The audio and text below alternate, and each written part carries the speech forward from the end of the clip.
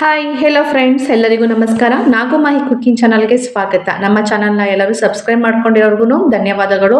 ಹಾಗೆ ನಮ್ಮ ಚಾನಲ್ನ ಸಬ್ಸ್ಕ್ರೈಬ್ ಮಾಡ್ದೇನೆ ವಿಡಿಯೋ ನೋಡ್ತಿರೋರ್ಗು ಪ್ಲೀಸ್ ನಮ್ಮ ಚಾನಲ್ನ ಸಬ್ಸ್ಕ್ರೈಬ್ ಮಾಡ್ಕೊಳ್ಳಿ. ಹಾಗೆ ಪಕ್ಕದಲ್ಲಿರುವ ಬೆಲ್ ಐಕನ್ನ ಕ್ಲಿಕ್ ಮಾಡಿ. ನಾನು ಇವತ್ತು ಮಾಡ್ತಿರೋ ರೆಸಿಪಿ ಬಂದು ಚಿತ್ರಾನ್ನ. ಎಲ್ಲರೂ ಕಾಮನ್ ಆಗಿ ಚಿತ್ರಾನ್ನ ಮಾಡೇ ಮಾಡ್ತಾರೆ, ಅದರಲ್ಲಿ ಏನೂ ಡಿಫ್ರೆಂಟ್ ಏನು ಇರಲ್ಲ. ಬಟ್ ನಾನಿಲ್ಲಿ ಸ್ವಲ್ಪ ಡಿಫ್ರೆಂಟ್ ಆಗಿ ಚಿತ್ರಾನ್ನ ಮಾಡಿ ತೋರಿಸ್ತಾ ಇದ್ದೀನಿ. ಅದೇನು ಸ್ಪೆಷಲ್ ಅಂತ ಹೇಳಿದ್ರೆ, ನಾನು ಇಲ್ಲಿ 1 ಕಪ್ ತೆಂಗಿನಕಾಯಿ ಮತ್ತೆ ಅರ್ಧ ಕಪ್ ಬೀನ್ಸನ್ನು ಉಪಯೋಗಿಸ್ಕೊಂಡು ಸೂಪರ್ ಹಿಟ್ ಆಗಿರುವಂಥ ಈ ಚಿತ್ರಾನ್ನ ಮಾಡಿ ತೋರಿಸ್ತಾ ಇದ್ದೀನಿ. ಈ ಚಳಿ ವೆದರ್ಗೆ ಈ ತರ ಖಾರವಾಗಿ ಚಿತ್ರಾನ್ನ ಮಾಡಿಕೊಟ್ರೆ ಆಹಾ ಏನ್ ಸೂಪರ್ ಆಗಿರುತ್ತೆ ಗೊತ್ತಾ. ನಾನಿಲ್ಲಿ ಕೊತ್ತಂಬರಿ ಸೊಪ್ಪನ್ನ ಬಳಸದೆ ಅದ್ರ ಬದಲಾಗಿ ನಾನು ತೆಂಗಿನಕಾಯಿ ಮತ್ತೆ ಬೀನ್ಸ್ ಅನ್ನ ಉಪಯೋಗಿಸಿ ಮಾಡ್ತಾ ಇದ್ದೀನಿ. ಟೇಸ್ಟ್ ಅಂತೂ ಅಲ್ಟಿಮೇಟ್ ಸೂಪರ್ ಆಗಿ ಕೂಡ ಇರುತ್ತೆ. ಸೊ ಲೇಟ್ ಮಾಡ್ದೇನೆ ಬನ್ನಿ ಹಾಗಾದ್ರೆ ಈ ಚಿತ್ರಾನ್ನ ಯಾವ ರೀತಿ ಮಾಡೋದು ಅಂತ ನೋಡ್ಕೊಂಡು ಬರೋಣ. ಸ್ಟವ್ ಆನ್ ಮಾಡಿ ಒಂದು ಕಡಾಯಿನ ಬಿಸಿ ಮಾಡೋಕ್ಕೆ ಇಟ್ಕೊಂಡಿದ್ದೀನಿ. ಕಡಾಯಿ ಬಿಸಿಯಾಗಿದ್ದ ನಂತರ ನಾನು ಚಿಕ್ಕ ಲೋಟದಲ್ಲಿ ಟೀ ಕುಡಿತೀವಲ್ಲ ಆ ಲೋಟ ಅಳತೆಯಲ್ಲಿ ನಾನು ಎಣ್ಣೆನ ಹಾಕ್ಕೊಳ್ತಾ ಇದ್ದೀನಿ.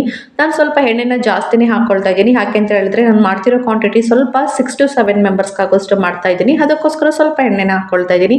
ಹಾಗೆ ಒಂದು ಅರ್ಧ ಕಪ್ ಆಗೋಷ್ಟು ನಾನು ಕಡಲೆ ಬೀಜನ ಹಾಕ್ಕೊಂಡು ಲೋ ಮೀಡಿಯಮಲ್ಲಿ ಇಟ್ಕೊಂಡು ಇವಾಗ ಈ ಕಡಲೆ ಬೀಜ ಸ್ವಲ್ಪ ಗೋಲ್ಡನ್ ಕಲರ್ ಬರಬೇಕು ಅಲ್ಲಿ ಗಂಟ ನೋಡಿ ಈ ಥರ ಫ್ರೈ ಮಾಡ್ಕೊಳ್ಳೋಣ. ನೋಡಿ ಇಷ್ಟು ಕಲರ್ ಬಂದರೆ ಸಾಕು. ಇವಾಗ ಇದಕ್ಕೇನು ಸ್ವಲ್ಪ ಮಸಾಲೆನ ಇಂಗ್ರೀಡಿಯೆಂಟ್ಸ್ನ ಹಾಕ್ಕೊಳ್ತಾ ಇದ್ದೀನಿ. ಅದು ಏನು ಅಂತ ಹೇಳಿದ್ರೆ, ಒಂದು ಅರ್ಧ ಟೇಬಲ್ ಸ್ಪೂನ್ ಆಗೋಷ್ಟು ಉದ್ದಿನಬೇಳೆ, 1 ಟೇಬಲ್ ಸ್ಪೂನ್ ಆಗೋಷ್ಟು ಸಾಸಿವೆ, 2 ಟೇಬಲ್ ಸ್ಪೂನ್ ಆಗೋಷ್ಟು ಕಡಲೆಬೇಳೆ, ಹಾಗೆ 1 ಟೇಬಲ್ ಸ್ಪೂನ್ ಆಗೋಷ್ಟು ಜೀರಿಗೆನ ಹಾಕ್ಕೊಳ್ತಾ ಇದ್ದೀನಿ. ಇದನ್ನೆಲ್ಲ ಹಾಕ್ಕೊಂಡು ಸ್ವಲ್ಪ ಕಂದು ಬಣ್ಣ ಬರಗಂಟ ಇದನ್ನ ಫ್ರೈ ಮಾಡ್ಕೊಳ್ಳೋಣ. ನೋಡಿ ನೀವು ಬೇಕಾದ್ರೆ ಈ ಥರ ಹಾಕ್ಕೊಂಡು ಫ್ರೈ ಮಾಡ್ಕೋಬಹುದು, ಇಲ್ಲಾಂದ್ರೆ ಇದನ್ನೆಲ್ಲ ಮಿಕ್ಸಿಲಿ ರುಬ್ಕೊಂಡು ಕೂಡ ಮಾಡ್ಕೋಬಹುದು. ಅದೊಂಥರ ಡಿಫ್ರೆಂಟ್ ಇರುತ್ತೆ. ಬಟ್ ಈ ರೀತಿ ಮಾಡಿದ್ರೆ ಟೇಸ್ಟು ಸಖತ್ತಾಗಿ ಕೂಡ ಇರುತ್ತೆ. ಖಾರಕ್ಕೆ ಅನುಗುಣವಾಗಿ ನಾನಿಲ್ಲಿ 8ರಿಂದ 10 ಹಸಿಮೆಣಸಿಕಾಯಿನ ಮಧ್ಯಕ್ಕೆ ಸೀಳಿ ಹಾಕೊಳ್ತಾ ಇದ್ದೀನಿ. ನಿಮಗೆ ಖಾರಕ್ಕೆ ಎಷ್ಟು ಬೇಕೋ ನೋಡ್ಕೊಂಡು ಹಾಕೊಳ್ಳಿ.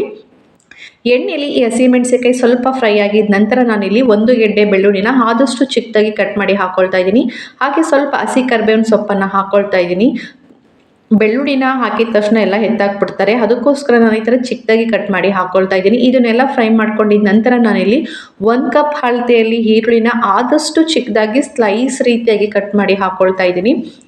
ಏನಿಲ್ಲ ಅಂದ್ರೂ ಈರುಳ್ಳಿ ನಾನು ತೊಗೊಂಡಿರೋದಿಲ್ಲ ಅಂದರೆ 3ರಿಂದ 4 ಈರುಳ್ಳಿ ತೊಗೊಂಡಿದ್ದೀನಿ. ನಿಮಗೆ ನೋಡಿಕೊಂಡು ಈರುಳ್ಳಿ ಕ್ವಾಂಟಿಟಿನ ಹಾಕ್ಕೊಳ್ಳಿ.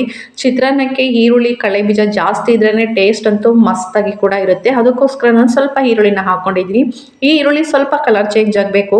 ನೋಡಿ ಸ್ವಲ್ಪ ಕಲರ್ ಚೇಂಜ್ ಆಗಿದ ನಂತರ ನಾನಿಲ್ಲಿ ಅರ್ಧ ಕಪ್ ಆಗೋಷ್ಟು ಬೀನ್ಸನ್ನು ನೀಟಾಗಿ ವಾಶ್ ಮಾಡಿ ಚಿಕ್ಕದಾಗಿ ಕಟ್ ಮಾಡಿ ಹಾಕ್ಕೊಳ್ತಾ ಇದ್ದೀನಿ. ಈ ಎಣ್ಣೆಲೆ ಈ ಬೀನ್ಸು ಕಂಪ್ಲೀಟಾಗಿ ಫ್ರೈ ಆಗಬೇಕು, ಅಲ್ಲಿ ಗಂಟ ಫ್ರೈ ಮಾಡ್ಕೊಳ್ಳೋಣ. ಏನಿಲ್ಲ ಅಂದ್ರೂ ಇದನ್ನು ಒಂದು 5 ನಿಮಿಷ ಫ್ರೈ ಮಾಡ್ಕೋಬೇಕು ಅಷ್ಟೇ. ನೋಡಿ ಇಷ್ಟಾದರೆ ಸಾಕು.